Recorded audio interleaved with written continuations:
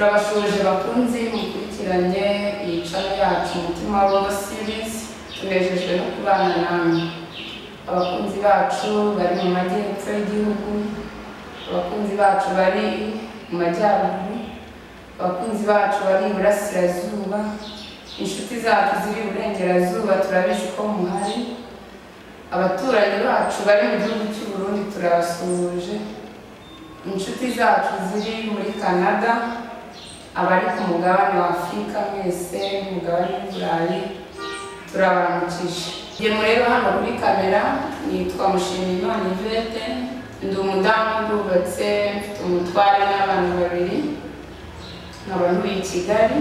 Akaba ari njyewe muzakomeza kubona kenshi kuri iyi channel Umutima w'Urugo series, ku byiza byinshi tubategurira, harimo ibiganiro bitandukanye, inama ku by'ubuzima, harimo na filime.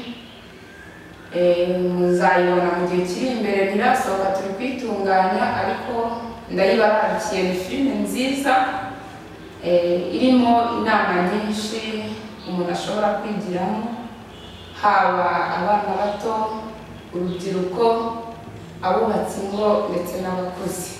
Abashoje mbashimira kubw'inkunga yanyu ikomeye mwe mudukurikiye, mwe mugiye gukora share